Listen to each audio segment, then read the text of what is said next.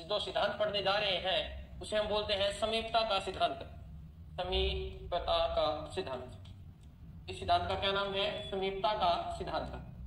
आज की क्लास में अपन पढ़ेंगे समीपता का सिद्धांत। इस सिद्धांत के अन्य नाम और भी हैं। एकल प्रयास अधिगम सिद्धांत, एकल प्रयास अधिगम सिद्धांत, अधिगम सिद्धांत, ये सिद्धांतों के नाम है।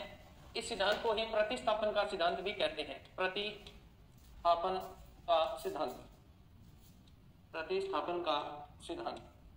देखिए जैसा कि नाम से दिख रहा होगा, सबसे पहले अपन इसके प्रतिपादक की बात कर लेते हैं, क्योंकि अगर सीधा जो प्रश्न आता है वो ये आता है कि इसका प्रतिपादक कौन है? एडवर्ड गुथ्री। कौन है? एडवर्ड गुथ्री। इसके क्या है? प्रतिपादक है। देखिए नाम से क्या दिख रहा है, इसका सीधा सा संबंध, हम पीछे जो चीज पढ़ के आए थे वो आप समझ लीजिए। क्या पढ़ा था हमने? पढ़ा था यहाँ हमने उद्दीपक था और यहाँ उसकी अनुक्रिया थी, यही था। ये मान लीजिए उद्दीपक था, भोजन था, और भोजन को देखने के बाद कुत्ते के मुख से या बिल्ली ने क्या की? अनुक्रिया की। ये था, दोनों ये चीजें पढ़ी थी, है ना। तो अब इन्होंने तो ये कहा था कि सीखने का जो आधार है ना, जो पूर्व की क्लास में हमने पूर्व के जो जितने भी सिद्धांत दिए गए उनमें ये बात की कि उद्दीपक और अनुक्रिया के मध्य जो क्रिया होती है वहां क्या जरूरी है? वहां इन्होंने तो बताया था पुनर्बलन जरूरी है। क्या बताया? पुनर्बलन जरूरी है। परंतु ध्यान रखना, एडवर्ड गुथ्री क्या कहते हैं? यहाँ पुनर्बलन जरूरी नहीं है। इंपॉर्टेंट आ गया ना। तो आपको पूछ सकता है कि उद्दीपक और अनुक्रिया के मध्य पुनर्बलन पर बल कौन नहीं देता? तो एडविन गुथ्री बल नहीं देता। एडविन गुथ्री कहता है कि उद्दीपक और अनुक्रिया के मध्य समीपता होनी आवश्यक है। क्या? समीपता होनी आवश्यक है। देखिए पुनर्बलन को महत्व नहीं देते कौन? एडविन गुथ्री। और पूर्व के जितने भी सिद्धांत हमने पढ़े उन सब में पुनर्बलन पर बल दिया गया था। पावलो वाले में देख लो, थॉर्नडाइक वाले में देख लो, स्किनर में देख लो, हल में देख लो, ये चारों किस पे बल देते हैं? पुनर्बलन पर बल देते हैं। परंतु ध्यान रखना, जो पुनर्बलन पर बल नहीं देते वो एडविन गुथ्री है। तो इंपॉर्टेंट प्रश्न यहीं से बन जाएगा कि इनमें से कौन सा सिद्धांत पुनर्बलन पर आधारित नहीं है? तो ध्यान रखना ये सिद्धांत नहीं है। फिर देख समीपता, समीपता का अर्थ क्या है? समीपता के संदर्भ में बात करें तो ये कहता है कि उद्दीपक और अनुक्रिया के मध्य अगर जितनी समीपता होगी, यानी वो जितनी, अगर हम अध्यापक लाइन में बात करें, शिक्षा के क्षेत्र में बात करें, तो बच्चा वही चीज सीखेगा जिसके नजदीक वो चाहता है। जो चीज वो उसके मन के अंदर है उस चीज को जल्दी ग्रहण करेगा और अन्य चीजों को छोड़ देगा। बस सीधा शिक्षा के क्षेत्र में है। अब बात मेन यही, दो प्रश्न बनेंगे कि उद्दीपक और अनुक्रिया के मध्य समीपता का संबंध कौन दर्शाता है? ध्यान रखना, एडविन गुथ्री इसका संबंध दर्शाता है। तो इंपॉर्टेंट बात हुई ना, अन्य से भिन्न हुआ कि नहीं हुआ? तो सीधी सी बात हुई कि यहाँ पर अगर बात लिखना चाहो तो मैं बोल देता हूँ, लाइन लिख लीजिए। ये लिखने के बाद आपको लिखना है, इस सिद्धांत के अनुसार उद्दीपक और अनुक्रिया के मध्य पुनर्बलन पर बल न देकर, पुनर्बलन पर बल न देकर समीपता के आधार पर क्या किया जाता है? समीपता के आधार पर अधिगम करवाया जाता है। तो ध्यान रखना, ये बात आपको याद रखनी है, ठीक है। अब देखो ये क्या कहता है कि प्राणी, एडविन गुथ्री कहता है प्राणी, तो प्राणी होता है वो कब सीखेगा? वो यही सीखेगा जब उसको कोई भी कार्य सीखता है, वो किसी भी कार्य को सीखता है, उसी चीज को, अनुक्रिया को बार बार दोहराता है जिसे वह एकल प्रयास में कर लेता है। ऊपर लिखा है ना मैंने, एकल प्रयास का सिद्धांत। ये क्यों लिखा है? इसलिए लिखा है कि जो बालक होता है वो अनुक्रिया को बार बार दोहराता है। अगर सीखने के, अनुक्रिया को दोहराने के बाद नहीं सीख पाता है उस क्रिया को छोड़ देगा और बालक उस क्रिया पर जल्दी ध्यान देता है जिसे वह एकल प्रयास में सीख लेता है। तो बस यही सिद्धांत का आधार हो गया। तो इसमें आपने लिखना है प्राणी अंतिम सफल क्रिया को दोहराता है। इसमें आपने लिखना है प्राणी अंतिम सफल क्रिया को दोहराता है। जैसे अब बात करें बिल्ली वाले सिद्धांत को ले लो, चल दूर क्यों जाए। बिल्ली वाले सिद्धांत में देखो, बिल्ली ने लास्ट में क्या किया था? अंतिम क्रिया, जो सफल क्रिया थी उसको क्या करेगा? दोहराएगा। ये बात आपको भी पता है। आपने थर्ड ग्रेड में सिलेक्शन हुआ, आपने जो बुक पढ़ी, अगली बार सेकंड ग्रेड के लिए आप वही बुक पढ़ोगे। तो प्राणी है वो अंतिम क्रिया को दोहराता है, ठीक है ना। और वो दोहराएगा कैसे? ये मैंने आपको बताया, ये लाइन लिखनी है, तथा एक ही प्रयास में सीख लेता है। ये बात आपको लिखनी है। अब क्या सिद्धांत था, किस प्रकार का, वो बात अपने ये करेंगे। तो पेपर के लिए इंपोर्टेंट लाइन तो ये लिखनी है कि ये कौन? एडविन गुथ्री। ये सीखने में पुनर्बलन, ये सीखने में पुनर्बलन वह अभ्यास को, वह अभ्यास पर बल नहीं देते, बल नहीं देते। इंपॉर्टेंट लाइन है, पेपरों में बार बार पूछी जाती है, ये बात आपको ध्यान रखनी है कि एडविन गुथरी है ये पुनर्बलन और अभ्यास पर बल नहीं देते। ये किस पे देते हैं? तो देखो इन्होंने जो प्रयोग किया था, गुथरी ने किस पे प्रयोग किया था? खरगोश पे। गुथरी ने किस पे प्रयोग किया? खरगोश पे। तो लिख रहे हैं गुथरी ने, मैं शब्द भूल गया, यहां लिख लीजिएगा, गुथरी ने खरगोश पर इस सिद्धांत का प्रयोग किया, इस सिद्धांत का प्रयोग किया। इस सिद्धांत में उत्तेजना, और उत्तेजना कौन पैदा करता है? उद्दीपक तो करता है ना। उत्तेजना तथा अनुक्रिया के मध्य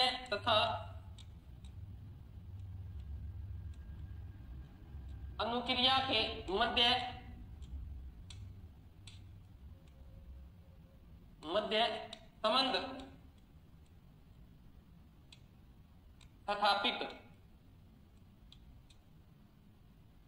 स्थापित करने पर बल दिया जाता है, करने पर बल दिया जाता है। ये इसकी टैगलाइन होगी। अभी मैं सिद्धांत बताऊंगा कैसे होगा, पर मुख्य बातें यहां से आपके प्रश्न बनते हैं। वो प्रश्न क्या है दोबारा बता देते हैं। देखो, एकल प्रयास का अधिगम का सिद्धांत, यानी व्यक्ति वही प्रयास करेगा जिससे उसे सफलता मिली है। यानी व्यक्ति का सीधा सा अर्थ है कि अंतिम जो सफल प्रयास होता है व्यक्ति उसी कार्य को दोबारा दोहराता है, इसीलिए इसे एकल सिद्धांत कहा गया है। समीपता, ये कहता है कि उद्दीपक और अनुक्रिया के बीच में अगर समीपता होगी तो बालक जल्दी सीख जाएगा। तो ये पुनर्बलन और अभ्यास दोनों को क्या करते हैं? नकारते हैं। कौन? एडवर्ड गुथरी। ये बात हमने सीखी है, इतना ही ध्यान है। सिद्धांत की एक लाइन इंपोर्टेंट है, पेपर में आने वाली है, ये लिखिए, आपको पूछ सकता है। गुथरी ने खरगोश पर इस सिद्धांत का प्रयोग किया, पूछ सकता है किस पे किया? खरगोश। इस सिद्धांत में क्या होता है? उत्तेजना तथा अनुक्रिया के मध्य संबंध स्थापित करने पर क्या दिया जाता है? बल दिया जाता है। कैसे किया था? अभी मैं आपको ये सिद्धांत करवाऊंगा, ठीक है? तो सिद्धांत का आपको करवा देते हैं। देखिए, एक बालक है, सिद्धांत करवाऊंगा रहा हूं आपको। एक बालक है पीटर। कौन है ये? पीटर है। ये 3 वर्ष का है। कितने वर्ष का है? 3 वर्ष का बालक है। पीटर को वो चीजें अच्छी लगती है, जैसे पीटर की बात करें, पीटर को मिठाई बहुत पसंद है। पीटर को मिठाई बहुत पसंद है। जैसे अपन ये डाइनिंग टेबल बना लेते हैं, ये लीजिए डाइनिंग टेबल हमने बना दिया है, ये डाइनिंग टेबल। और डाइनिंग टेबल पे क्या है? एक बोल के अंदर इसकी फेवरेट मिठाई रखी हुई है, ये ठीक है ना, ऐसे फेवरेट मिठाई रख दी हमने, ये लीजिए। पीटर का ध्यान अपनी मिठाई की तरफ अपने आप जाएगा, क्योंकि उत्तेजना जो है, मिठाई की जो लालसा है, उसे प्राप्त करने की तरफ ध्यान केंद्रित करेगा। तो ध्यान रखना, उद्दीपक का अर्थ है जो चीज आपको कार्य करने के लिए विवश करती है, उत्तेजित करती है, वो आपकी क्या कहलाएगी? उत्तेजना कहलाएगी, ठीक है? अब पीटर को जो मिठाई पसंद है वो उसके सामने आ रही है, तो पीटर उस अनुक्रिया के समीपता के आधार पे उससे अनुक्रिया करेगा। दूसरा, पीटर, यहां पर एक महिला है, पीटर इस महिला से प्रेम करता है। प्रेम का अर्थ है वो उसकी आंटी है, ठीक है? इसका नाम था मिसेज जॉन्स। क्या नाम था? Mrs Johns.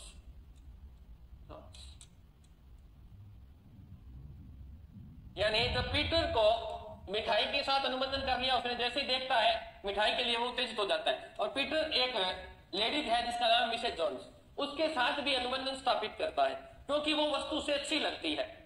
और इस कार्य के दौरान हमने एक नया उद्दीपक यहाँ पर रख दिया। क्या था? हमने यहाँ नया क्या लिख दिया? यहाँ पर हमने एक नया उद्दीपक रख दिया। कौन है? खरगोश को रख दिया, ठीक है ना? क्या रख दिया भाई? हमने खरगोश को रख दिया है। तो अब पीटर का जो ध्यान है वो किसकी तरफ है? सबसे ज्यादा ध्यान है मिसेज जॉन्स की तरफ, क्योंकि समीपता किससे है? यानी व्यक्ति उसी प्रतिक्रिया की तरफ देखेगा जिसे वह जानता है। मिसेज जॉन्स को देखता है, क्योंकि उसके साथ उसका अनुबंधन हो चुका है। जॉन्स उसे मिठाई देती है, उसके साथ अनुबंधन है। जॉन्स उसकी हर बात सुनती है, जॉन्स के साथ उसका अनुबंधन है। परंतु इस खरगोश की तरफ वो नहीं देख रहा। नया उद्दीपक हमने रखा, परंतु कुछ समय के बाद खरगोश को देखना प्रारंभ करेगा और इसकी दूरियां क्या है? घटती जाएंगी।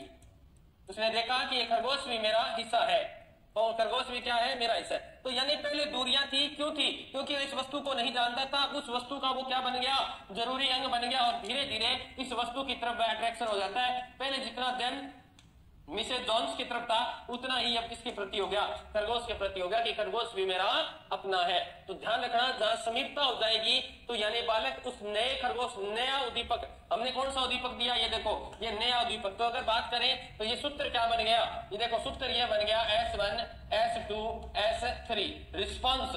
देखो अनुक्रिया हो रही है, पहले वो भोजन की तरफ देख रहा था, ये लीजिए भोजन की तरफ देख रहा था क्योंकि यहाँ पर उसका क्या था, अनुबंधन था। क्या था भाई, अनुबंधन था, उसका भोजन प्रिय था, उसकी फेवरेट मिठाई पड़ी थी, उसका इसके साथ अनुबंधन था, और चीजों के साथ कोई अनुबंधन नहीं था। फिर 2 बार इसने दूसरी जगह देखे तो इसने किसके साथ किया, मिसेज जॉन्स के, वे इसके व्यवहार को समझ के, तो ये लीजिए 2 नंबर। 3 नंबर की तरफ वो ध्यान ही नहीं दे रहा था, अब उसने क्या कर दिया, 3 नंबर की तरफ ध्यान देना प्रारंभ कर दिया, और उसके बीच की जो दूरियां थी वो धीरे धीरे क्या होने लगी, घटने लगी, और गाड़ियों इसके पास पहुंच गया मेरा साइरो, ये लो किसके पास पहुंच गया, खरगोश के पास पहुंच गया, और खरगोश को देखकर वो खुश होता है। तो ये तीसरी अनुक्रिया इसकी सेम की सेम हुई कि नहीं हुई, यानी व्यक्ति अनुक्रिया करता है, व्यक्ति की जो फरमाइशें होती है धीरे धीरे बढ़ती जाती है, वो बीच में अनुबंधन स्थापित कर लेता है। यही कहा था कि जैसे जैसे व्यक्ति की समीपता जाएगी उसका अंतिम प्रयास होगा। जिस प्रकार इसने समीप हो रहा है ना वस्तु के, देखो यहाँ समीप आ गया, पहले इस वस्तु को देख ही नहीं रहा था, धीरे धीरे उसके साथ अनुबंधन हुआ, वस्तु को देखा, और देखने के बाद उस वस्तु की तरफ अट्रैक्शन हुआ और उस वस्तु को प्राप्त करना शुरू कर दिया, उसके साथ उसका क्या हो गया, अनुबंधन हो गया।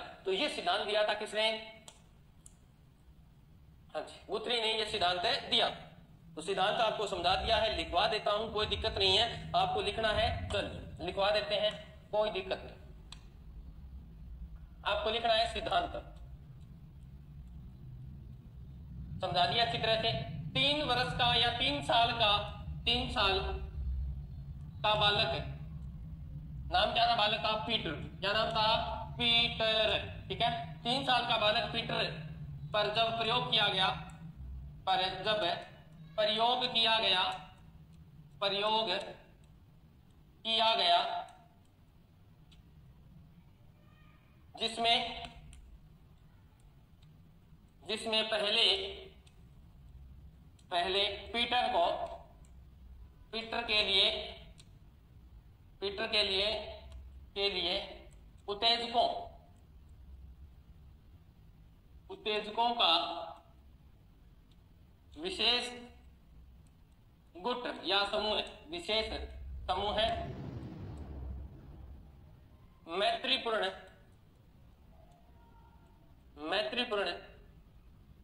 में कौन थी, मिसेज जॉन्स वह पसंदीदा भोजन के साथ अनुबंधन करता है। देखिए लैंग्वेज हो सकता है आपको थोड़ी दिक्कत लगे, परंतु है कुछ नहीं, नॉर्मल सा सिद्धांत है, अनुबंधन करता है, ठीक है ना। परंतु बाद में आपको सिद्धांत फोटो बनवाई हुई है, बाद में एक नए उत्तेजक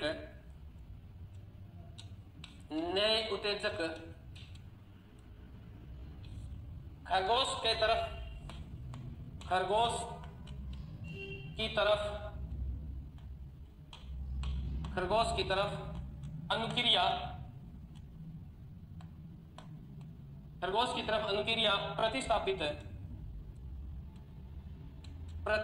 करता है। बस यही तो सिद्धांत था। अब एक नॉर्मल सा उदाहरण मैं आपको देता हूं।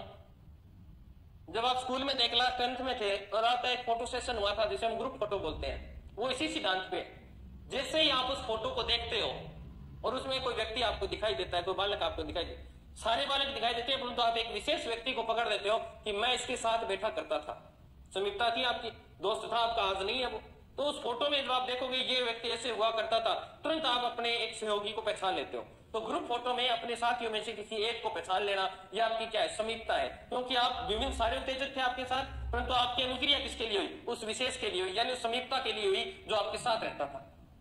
औरों के नाम हो सकता है आप भूल गए हो, परंतु जो आपके साथ हरदम रहा करता था उसका नाम आपको याद है, उसकी एक्टिविटीज आपको सब पता है। तो ये है समीपता का सिद्धांत। व्यक्ति उन्हीं क्रियाओं के मध्य उन्हीं क्रिया करेगा जो व्यक्ति ने पूर्व में सीख ली है और उन्हीं क्रियाओं को दोहराएगा, एकल प्रयास में सीखने का प्रयास करता है, इसीलिए इसे समीपता का सिद्धांत कहते हैं। ये आपने उतार लिया होगा। इसके लिए यहाँ छोटा सा वो बना लेना बेटा, ऐसे डायग्राम सा मैंने बताया था ना आपको भी, वो मैं बना देता हूँ, आप बना लीजिएगा। यहाँ पे आपको लिखना है आर का अर्थ होता है रिस्पॉन्स यानी अनुक्रिया, अनुक्रिया। क्या अनुक्रिया थी? S1 देखो यहाँ पे उत्तेजक उसके जो मित्रों को देखता है तो वह खुश हो जाता है, ठीक है, यानी ये इसकी क्या है, मित्र है, इसे लिख लो अगर स्पोर्ट में। जब मित्रों को देखता है तो वह क्या होता है, खुश होता है। फिर 2 नंबर की बात करें, वह मिसेज जोन्स को देखता है तो भी क्या होता है, खुश होता है, मिसेज जोन्स को देखता है तो खुश होता है, यही था। फिर 3 नंबर पे वो मिठाई को देखता है तो क्या होता है, खुश होता है, मिठाई। 4 नंबर खरगोश को देखता है तो पहले कुछ नहीं होता, परंतु बाद में समीपता के आधार पे वो क्या कर देता है, अनुबंधन कर देता है। तो ये 4 नंबर पे आ गया खरगोश। तो चारों के प्रति उसका क्या हो गया है, अनुबंधन हुआ हुआ है, ये उसकी अपनी है। तो यहां बीच में लिखना है आपको अनुबंधन। अनुक्रिया एक ही कर रहा है, खुश होने की, उन चारों के साथ खुश होने की अनुक्रिया ही समीपता का आधार है। ये लीजिए, यानी जो चीजें सुख देती है उन चीजों को जल्दी सीखता है। ये आपको लिखना है, आराम से लिख लीजिए, इसको बना लीजिएगा। ये चित्र आपको लग रहा होगा कि काम की बात नहीं है, परंतु आपको बनाना होगा।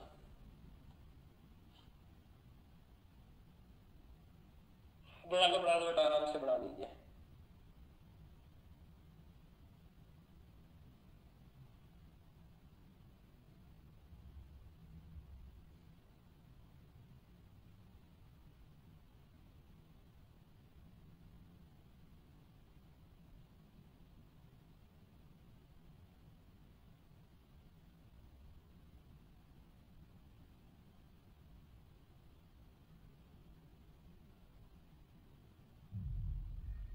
बना लिया होगा आप सभी ने।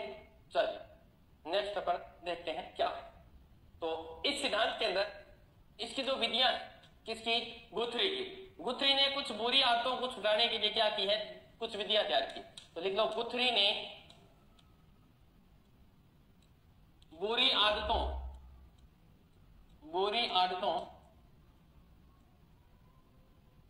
को छुटवाने के लिए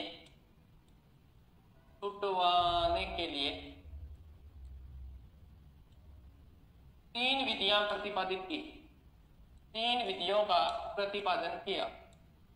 3 विधियों का प्रतिपादन किया। समझा देता हूं, समझ लीजिए, किताब आपके पास है, प्रतिपादन किया नहीं है तो आपको बता देंगे कौन सी लेनी है, ठीक है। तो सबसे पहले अपन देखते हैं दहली विधि। कौन सी विधि है, दहली विधि। दिल्ली है अपनी भारत की राजधानी है, वो नहीं है ये, ठीक है ना। कौन सी है ये, दहली विधि। तो ध्यान रखना, इस विधि में अगर बात करें, दह मीन्स क्या किया है, सीमा कह सकते हो। इस विधि को हम क्या कह सकते हैं, सीमा विधि कह सकते हैं। क्या होता है इस विधि में, तो ध्यान रखना, इस विधि में बालक के मन में जो भय होता है, जो संवेग होता है, बालक के मन में जो क्या होता है, जो भय होता है, संवेग होता है, उन विधियों पर, उन आदतों पर, इस विधि से क्या किया जाता है, नियंत्रण किया जाता है। समझ में आई। बालक के मन में जो भय होता है या संवेगात्मक कोई भी परिस्थिति हो जिसमें उलझा रहता है, इस विधि से उस पर क्या किया जाएगा, नियंत्रण किया जाएगा। तो पहली लाइन तो ये होगी, इसमें कोई समझाने वाली बात नहीं है। इसमें अवांछनीय क्रिया का अर्थ देखो। अब आपको इसका उदाहरण देता हूं मैं। अवांछनीय क्रिया क्या है, अवांछनीय क्रिया जैसे आप पढ़ रहे हो, यानी हम पढ़ रहे हैं, ये तो पढ़ रहे हो, और पढ़ते पढ़ते आपको बाहर अचानक कोई ध्वनि सुनाई देती है। क्या देती है, अचानक कोई ध्वनि, डीजे सुनाई देता है, यही है, अवांछनीय तो है। अब ध्यान रखना, आप पढ़ रहे थे, यह आपकी इच्छा थी, यह आदत थी आपकी, और अचानक आपको कोई आवाज सुनाई दी, तेज आवाज सुनाई दी, आपका ध्यान हो गया विचलित। अब आप पढ़ नहीं पा रहे हैं। अब क्या नहीं कर पा रहे हो, पढ़ नहीं पा रहे हो। अब ये यहां पर दिक्कत आई कि नहीं आई।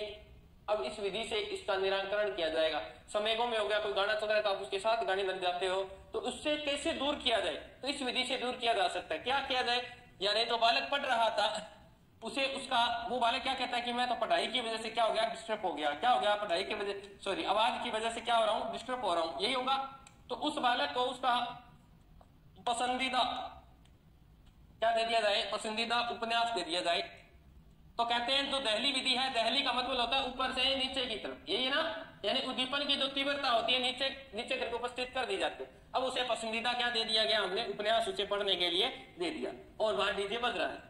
तो बालिका या बालक जो भी है उस उपन्यास को पढ़ रहा है, क्योंकि उसमें क्या है, उसकी उसमें क्या है, उसकी इच्छा है, और जब इच्छाएं प्रबल होती है, उत्तेजक प्रबल होता है, तो बालक का बाहर ध्यान नहीं जाता। ये बात कितने लीजिए बसता रहे। और धीरे धीरे एक दिन ऐसा आता है जब उसे उद्दीपक की जगह उसकी किताब पकड़ाई जाती है, तो बालक बाहर की ध्वनि से विचलित नहीं होता।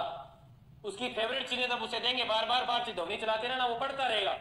और उसके बाद में कुछ समय बाद उसे पढ़ाई की वस्तु दे देंगे, तो बालक को बाहर की ध्वनि सुनाई नहीं देंगे। इस विधि का क्या नाम दिया गया है? दहली विधि। 2 नंबर है थकान विधि। कौन सी है? थकान विधि। थकान नाम से दिख रहा है कि इसमें क्या करना है। कोई का व्यक्ति है, कोई नशा करता है, या कोई, इसने जो उदाहरण किया था, इसमें क्या होता है, कोई बालक है वो अवांछनीय अनुक्रिया कर रहा है, तो उसे इतनी बार करवाओ, उस अनुक्रिया को इतनी बार करवाओ कि बालक अपने आप ही क्या हो जाए, थक जाए कि मैं तो ये नहीं करूंगा। ये बालक पे इन्होंने प्रयोग किया था, यानी इसमें अवांछनीय अनुक्रिया को इतनी बार करवाया जाए ताकि बालक उस कार्य से थक जाए। जैसे इन्होंने एक प्रयोग किया, एक बालक था, उसको दिया सलाई जलाने की आदत थी। दिया सलाई जलाने की क्या थी? आदत थी। तिल्ली जानते ना, दिया सलाई, माचिस, वो घर में छोड़ता ही नहीं था। ये बालक जो था वो घर में दिया सलाई नहीं छोड़ता था, ये बुरी हैबिट थी उसमें। तो इस विधि से उस आदत को छुटाया गया। अब उसको घर वालों ने कहा कि बेटा तू ऐसे मत किया कर, मानते ही नहीं था। वो चोरियां करने लग गया, जेब में रखने लग गया माचिस, हो सकता है रात को जल जाए और हो जाए। अब घर वालों ने समझाने का प्रयास किया, परंतु नहीं समझा, तो इस विधि से उसने छुटाने का प्रयास किया, उसने आदत को छोड़ दिया। क्या होता है? अवांछनीय अनुक्रिया, तिल्ली जलानी, उसको इतनी बार करवाया जाए कि बालक थक जाए और विषय वो कार्य नहीं करे। इस बालक के सामने फिर क्या हुआ, 2 माचिस के पैकेट लेके आए बड़े बड़े, कि ले बेटा आजा हर्षित, बुला लिया बालक को, बुलाया कि आजा बेटा हर्षित बैठ जा, और तू माचिस की तिलियां जलाता है, ले ये ले माचिस और जला। उसे इतनी बार जलवाई गई, इतनी कि ले बेटा जलाता जा। वो काफी देर तो उसको जलाता रहा, इसे देखता रहा कितनी जलाए। अब उसे माचिस के सामने उसकी थोल लगा दी पूरी, ऐसे जिनके रख दी कि सारी जलानी। बालक ने 100 जलाई, 200 जलाई, 300 जलाई, 400 जलाई। अब बालक ऊब गया, इसमें करना क्या है? उबाना ही तो है। यानी उस व्यक्ति को इतना अधिक कार्य दे दिया जाए जो वो कार्य करता है, उल्टी पुल्टी हरकतें। यानी इनके अनुसार से कि शराबी को, कोई व्यक्ति शराब पीता है, उसको इतनी शराब पिलाई जाए कि सुबह उठते ही शराब, शाम को सोते ही शराब, पानी मिले पानी मांगे तो शराब, दूध मांगे तो शराब, खाना मांगे तो शराब। वैसे ही बालक को दिया सलाई बार बार जलाने के लगी, बालक का हाथ थक चुका था और बालक ने हाथ खड़े कर दिए। नेक्स्ट टाइम मुझे दिया सलाई दी जाएगी, बालक उस वस्तु से घृणा हो जाएगी, बालक कहेगा नहीं मैं ये कार्य नहीं करूंगा। ये होती है कौन सी? थकान विधि। यानी अवांछनीय अनुक्रिया को इतनी बार करवाएं ताकि वह उस विधि से थक जाए। ठीक है, नेक्स्ट है 3 नंबर आपकी, यहां लिख देते हैं 3 नंबर। विधि का नाम है, बार बार पेपरों में आती है, श्रृंखला विधि। क्या नाम है? श्रृंखला विधि। नाम से दिख रहा है, श्रृंखला का क्या होता है? सीरीज। कौन सा मेथड है? सीरीज। अब देखो इस विधि में क्या किया जाता है? श्रृंखला। यानी बालक अगर कोई गलती कर रहा है, बालक में बुरी हैबिट्स है, तो उस हैबिट्स को इतनी बार करवाया जाए कि बालक उस कार्य को एक श्रृंखला में करना प्रारंभ कर दे, और उसका उसी उद्दीपक के साथ, उसी अनुक्रिया के साथ समझ स्थापित हो जाए, समीपता स्थापित हो जाए। जैसे इसमें एक उदाहरण दिया था जो पेपरों में बार बार ऐसा उदाहरण पूछा जाता है, वो उदाहरण मैं आपको करवा देता हूं।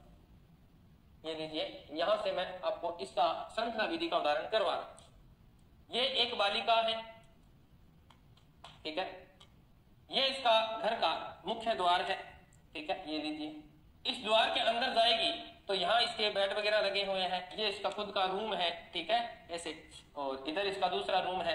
तो यहाँ अगर बात करें, यहाँ इसने हैंगर लगाए हुए हैं, ये लीजिए। ये बालिका स्कूल से आती है भागती हुई, और जैसे घर के अंदर इंटर होती है अपने जूतों को इधर फेंक देती है, कभी इधर फेंक देती है, और इसका जो कोट होता है वो भी इधर उधर फेंक देती है, ठीक है। अब इस बालिका को कोट के लिए ये स्टैंड लगा हुआ है, इस पे टांगना है, जूतों के लिए जूतों का स्टैंड है वहां रखना है, परंतु बालिका ऐसा नहीं करती। बालिका आती है ऐसे व्यस्त कर देती है। अब बालिका की मां ने इसमें महत्वपूर्ण भूमिका निभाई। जैसे बालिका ने जूते फेंके, बालिका को पकड़ के घर से बाहर निकाल दिया और उसके जूते और उसका बैग उसे दे दिया। अब बालिका ने सीखा कि मैंने क्या गलती की। जैसी बालिका दोबारा इंटर हुई, अब की बार उसने जूते जो थे एक शालीनता के साथ ऐसे खोल दिए, फिर भी उसकी मां ने उसे पकड़कर दोबारा घर से बाहर निकाल दिया। बालिका तीसरी बार समझ गई कि मेरी कोई गलती है और अब की बार वो गलती नहीं करूंगी। श्रृंखला से उसे सिखाया जा रहा है। अब बालिका आई है, बालिका ने आके जूते खोले और खोलकर इसे जो जूतों का स्टैंड होता है उसके अंदर रख दी। पहली कार्य सीखा श्रृंखला से। दूसरा, बालिका ने जूते को रखने के बाद तुरंत अपने कोट को फेंक दिया। अब कोट वाली लड़की ने जैसी कोट फेंका, मां ने पकड़कर फिर बाहर निकाल दिया। अब बालिका सोच रही कि मेरी गलती क्या है, अब उसे सिखाया जा रहा है, उसकी जो हैबिट्स है उसको छुटाया जा रहा है। अब बालिका जैसे ही श्रृंखला नेक्स्ट बार जो बालिका अंदर आई तो उसने कोट फेंकने ही लगी थी, उसे याद आया कि मुझे घर से निकाल दिया जाएगा, और वो निश्चित स्थान का कोट के लिए हैंगर बना हुआ था, उस हैंगर पर जाकर अपना कोट टांग देती है। ऐसा एक दिन हुआ, दूसरे दिन बालिका आती है, प्रवेश करती है, जैसे ही वो ऐसे जूतों को फेंकने लगी उसे याद आ गया, जाके स्टैंड में रख दिया। जैसे कोट को फेंकने लगी उसे याद आया कि कल मैंने इसे निश्चित स्थान पर रखा था। यानी इस विधि से बालक की आदतों को छुटाया जा सकता है। और ये उदाहरण कोट वाली लड़की वाला उदाहरण बहुत बार आता है पेपर में, पूरा लिखा होता है कोट वाली लड़की, कोट वाली लड़की। तो ये उदाहरण बहुत ही बार पेपरों में आता है, तो इस बात का ध्यान रखना इंपॉर्टेंट है।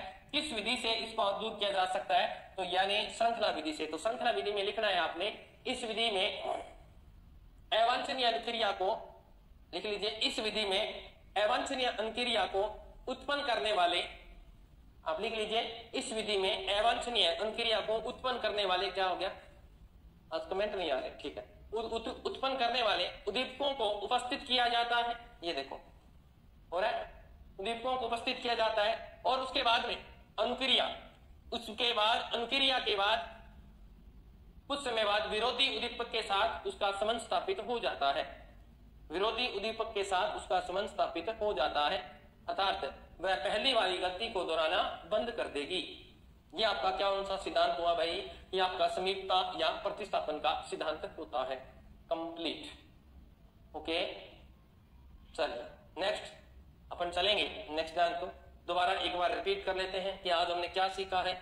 ये लास्ट सिद्धांत था आपका व्यवहारवाद में, अधिगम के दो भागों में बांटे थे, संज्ञानात्मक वाले अपन स्टार्ट करेंगे। आज हमने पढ़ा समीपता का सिद्धांत, जिसे हम बोलते हैं प्रतिस्थापन का सिद्धांत। इस सिद्धांत का नाम है एकल प्रयास अधिगम सिद्धांत।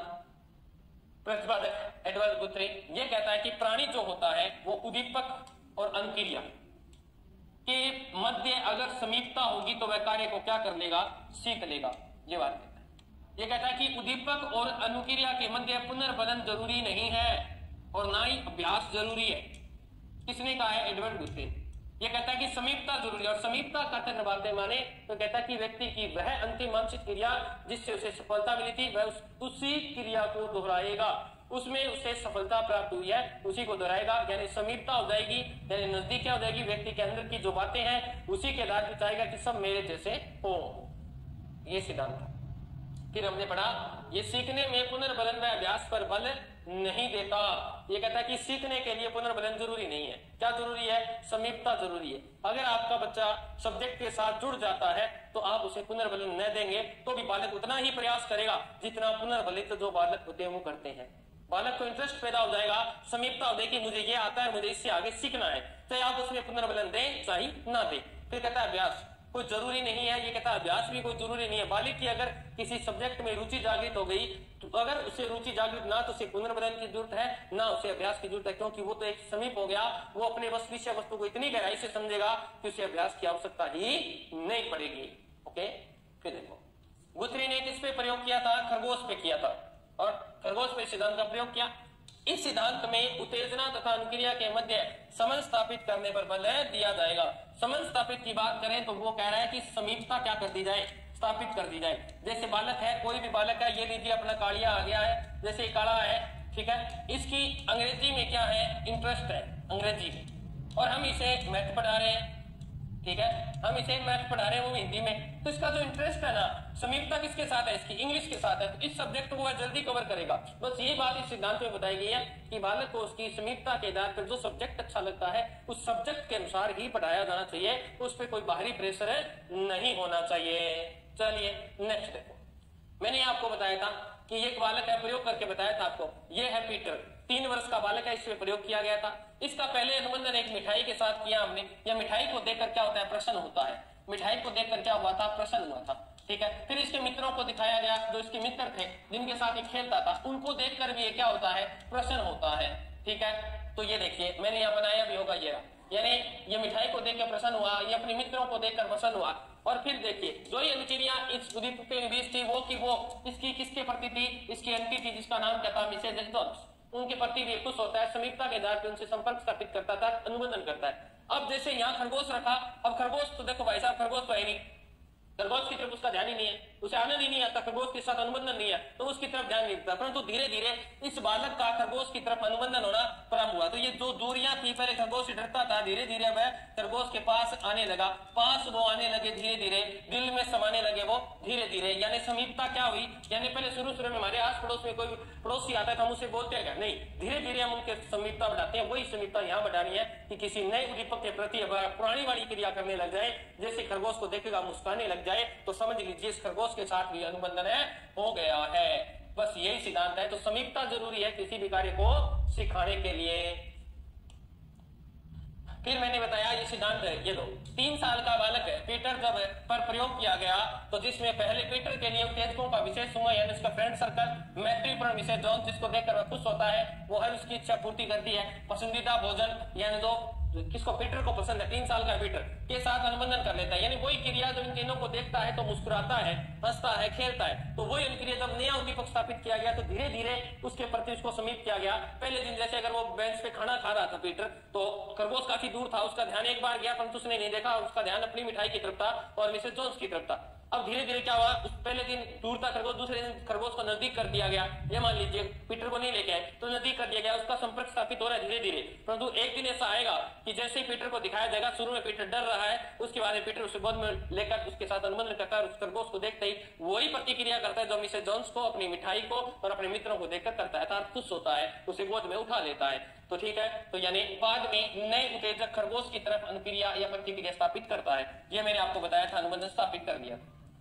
नेक्स्ट है, ये देखो इन्होंने 3 प्रकार की विधियों का प्रतिपादन किया, किसके लिए, बुरी आत्माओं को छुटाने के लिए। पहली थी दहली विधि या सीमा विधि। इसमें मैंने आपको बताया था कि इस विधि में बालक में भय, क्रोध जैसे जो संवेग होते हैं उन संवेगों को कम किया जाता है, ठीक है, और अवांछनीय क्रिया जो होती है उसे उत्पन्न करने में, ठीक है, उद्दीपन की तीव्रता को दहली से नीचे करके उपस्थित किया जाता है। कुछ समय बाद उद्दीपन की तीव्रता दहली से ऊपर होने की अनुक्रिया नहीं होती।